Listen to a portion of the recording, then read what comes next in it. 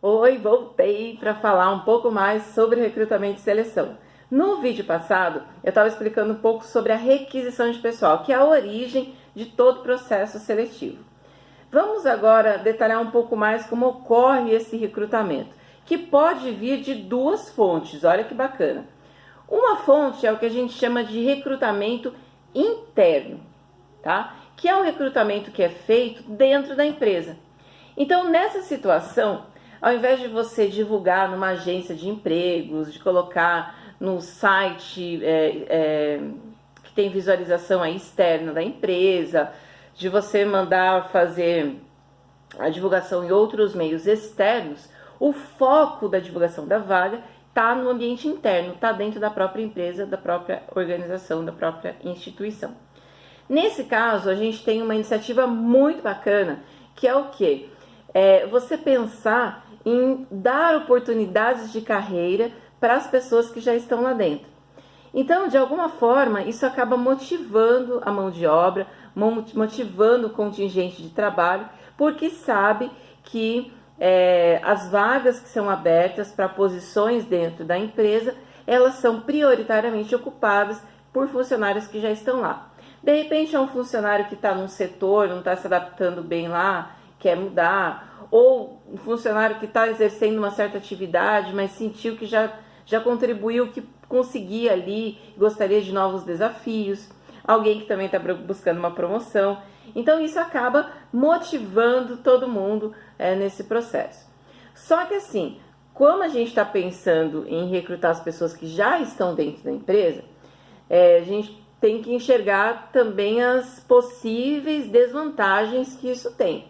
Na medida em que eu estou trazendo, de repente, fazendo uma movimentação interna de pessoal, eu preciso entender que muitas vezes conhecimentos, experiências externas que profissionais externos têm, elas não estão vindo junto com quem já está lá, né? Então, quem já está lá na empresa tem todo aquele modo de trabalhar, já conhece a organização, e isso é um ponto muito positivo, né? Mas, por outro lado, também está vivendo naquele mesmo ambiente e talvez não tenha um olhar mais diferenciado, inovador, que as pessoas que vêm de fora conseguem ter, tá certo? Outro problema interessante de se analisar é que no recrutamento interno existe uma necessidade de negociar muito entre os departamentos que vão ceder e receber o funcionário realocado. Porque muitas vezes o funcionário quer ir, mas o gerente, o chefe dele não quer deixar ele ir, né? Poxa, mas você vai, como é que eu vou ficar na mão? E aí, de repente, você até inicia um outro processo de recrutamento para preencher aquela vaga que o funcionário deixou para ir para aquela oportunidade. Então, muitas vezes a gente percebe que existe esse problema também, que precisa ser gerenciado pela empresa. Então, deve haver um entendimento mútuo entre todos os gestores, que essa ideia de aproveitar as pessoas via recrutamento interno é uma política da empresa. Então, todo mundo pode estar sujeito a perder um funcionário, entre aspas, para outro departamento, tá? Então, esse é o recrutamento interno, é quando você recruta os funcionários dentro da própria empresa. E aí a gente tem também o recrutamento externo, cuja fonte de candidatos é de fato de fora da empresa.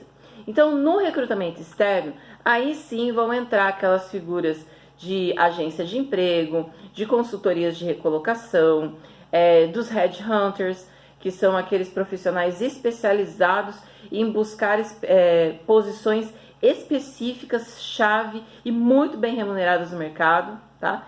Também a exigência é bastante alta, digamos assim, mas entra aí a divulgação no site próprio da empresa, em outros sites que fazem a veiculação de vagas e, por que não, nos classificados dos jornais também, mesmo que sejam online ou ainda os jornais físicos, isso acaba ainda acontecendo hoje em dia.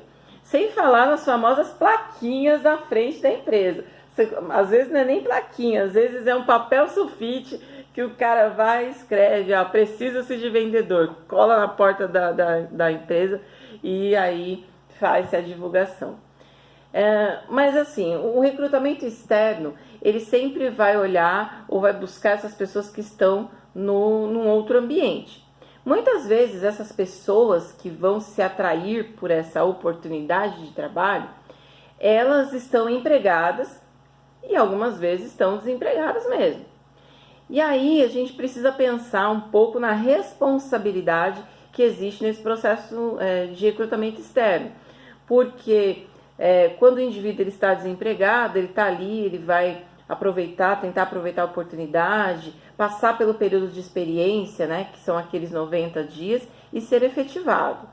Agora, quando o indivíduo ele já está numa empresa, e aí ele sai de lá, pede demissão para vir para a empresa onde você está, e de repente dá alguma coisa errada, ele não se adapta, não era bem aquilo que ele esperou.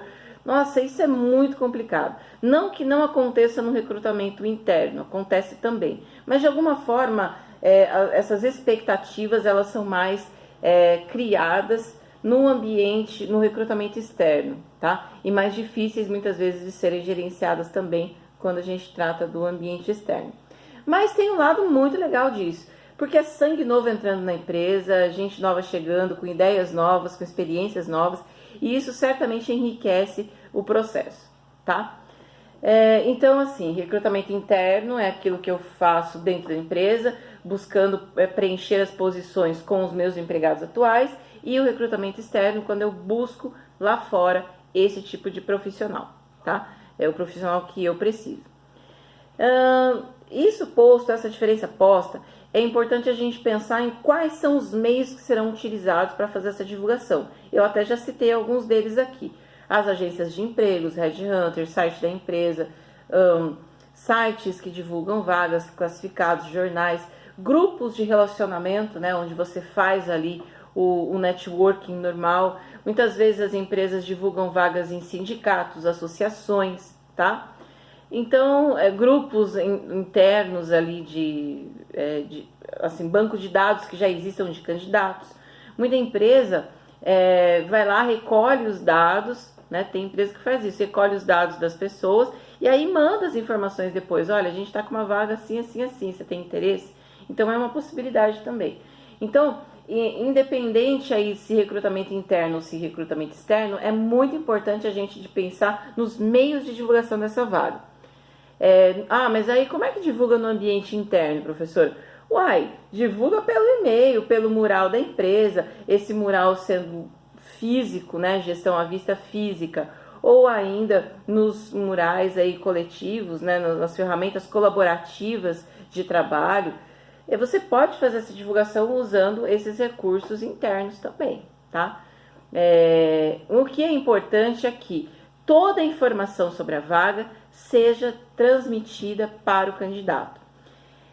Tem muita empresa que acaba não transmitindo a informação, por exemplo, de salário, coloca lá, a combinar. Puxa, esse a combinar já deixa um pouco na dúvida, né? A gente entende o lado da empresa do ponto de vista que, vou ver, eu tenho uma ideia mais ou menos assim do salário, mas eu quero ver se de repente o cara for bom mesmo, eu vou lá e até banco mais, até pago mais.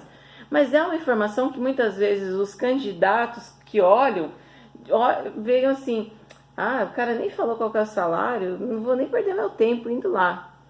Então como a gente brinca, uma faca de dois legumes, né? Você pode tanto atrair pessoas boas que tenham interesse em contribuir com a empresa, como afastar pessoas muito boas, muito competentes, capacitadas por falta de informação. Então, colocar toda a informação possível no anúncio e ser o mais transparente possível, certamente é uma chave para o recrutamento começar com o pé direito.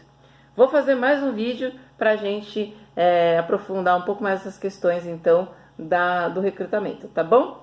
Assiste outro também. Até mais!